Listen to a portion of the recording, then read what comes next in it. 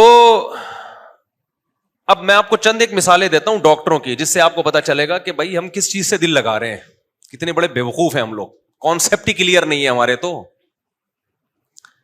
ڈاکٹروں کی مثالیں اس لیے دے رہا ہوں کہ قرآن و سنت کی مثالیں تو سنتے رہتے ہیں نا، ان پہ تو یقین نہیں آتا، اس میں ڈاکٹروں کی مثالیں دے رہا ہوں. تو ہارٹ اسپیشلسٹ ڈاکٹر ایک نہیں کئی ڈاکٹروں سے پوچھا ہے، کہتے ہیں بھائی بغیر کسی وجہ کے بھی ہارٹ اٹیک ہو سکتا ہے، بیٹھے بیٹھے کوئی وجہ نہیں ہے، ایکسرسائز بھی کر رہے ہو، جم بھی جا رہے ہو، ساری صحت مند خوراکیں، پھر بھی مر سکتا ہے آدمی. لیکن چانس کم ہوتا ہے، مگر ہوتا ہے، ختم نہیں ہوتا چانس.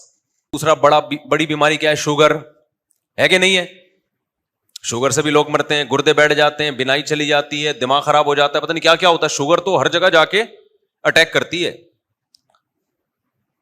گردے گئے تو ڈائلسس پہ آ گئے، ڈاکٹر خود بتا دیتے ہیں اتنے دن تک آپ کی زندگی ہے.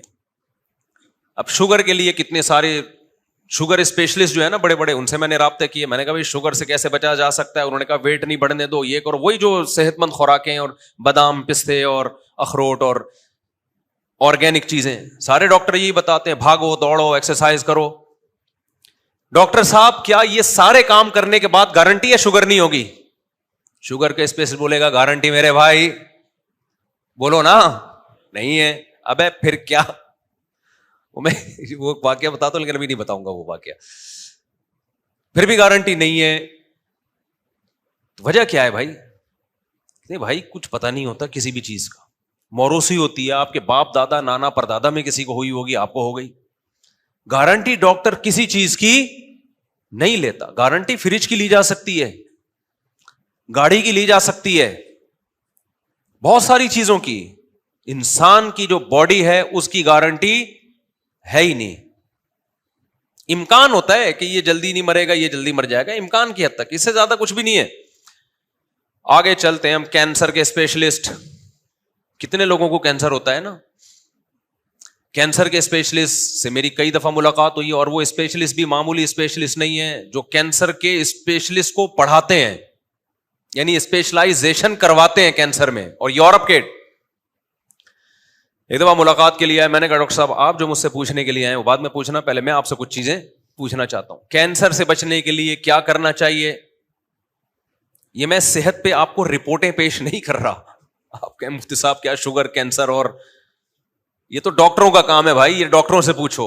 میں تو آپ کو میڈیکل سائنس کی رپورٹوں سے عبرت دلا رہا ہوں کہ اللہ رسول کی باتوں سے عبرت نہیں ہوتی، ڈاکٹروں سے ہی پوچھ لو عبرت ہو جائے گی.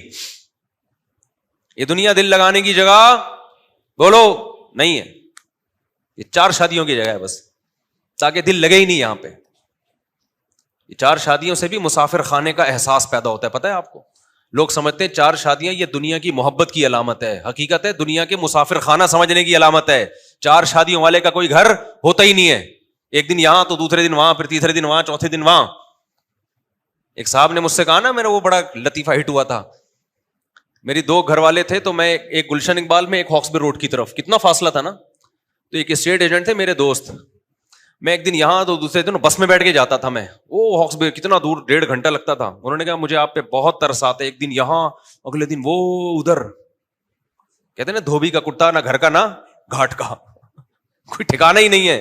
میں نے کہا ترس مجھے آپ پہ آتا ہے، ایک دن وہاں، دوسرے دن بھی وہاں، تیسرے دن بھی وہاں، 10 سال ہو گئے وہاں، 15 سال ہو گئے وہاں. ہم نے کہا ہم تو ایک دن یہاں تو دوسرے دن کہاں ہیں؟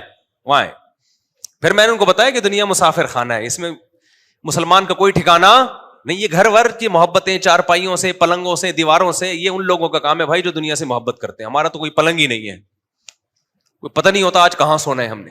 رپورٹ آ جاتی ہے آج فلاں جگہ کی باری ہے، چل بھائی.